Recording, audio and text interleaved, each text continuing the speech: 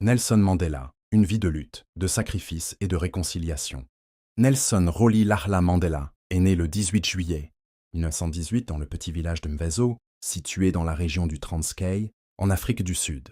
Issu de la famille royale Tembu, une branche du peuple Xhosa, il est destiné à devenir conseiller royal. Son prénom Rolihlahla signifie « tirer la branche d'un arbre » ou de manière plus familière, « fauteur de troubles ». C'est à l'école qu'un enseignant britannique lui donne le prénom chrétien Nelson, selon une coutume coloniale de l'époque. Après la mort de son père, Mandela est confié à la garde du régent du peuple Tembu. Il reçoit une éducation de qualité pour un jeune noir de cette époque. Il étudie à l'université de Fort Hare, un établissement réservé aux Noirs, mais il est expulsé pour avoir participé à une grève étudiante. Face à la répression croissante, Mandela change de stratégie.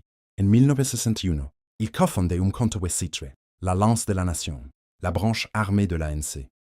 Il mène alors des actions de sabotage contre les installations du gouvernement. Arrêté en 1962, puis jugé en 1964 lors du célèbre procès de Rivonia, il est condamné à la prison à vie. Son discours, lors de ce procès, entre dans l'histoire. J'ai chéri l'idéal d'une société démocratique et libre dans laquelle toutes les personnes vivent ensemble en harmonie et avec des chances égales. C'est un idéal pour lequel je suis prêt à mourir.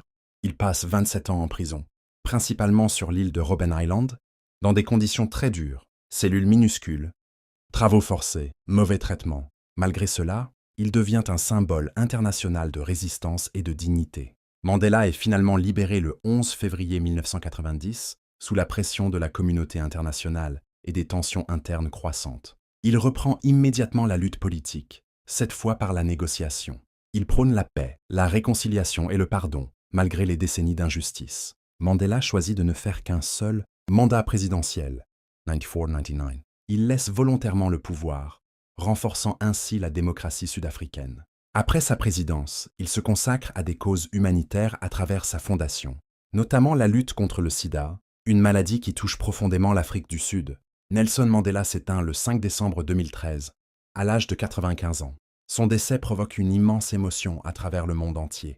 Il est célébré non seulement comme un héros sud-africain, mais comme un symbole universel de courage, de résilience et de pardon.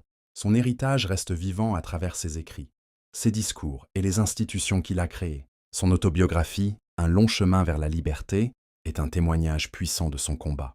Être libre, ce n'est pas seulement se débarrasser de ses chaînes, c'est vivre d'une manière qui respecte et renforce la liberté des autres.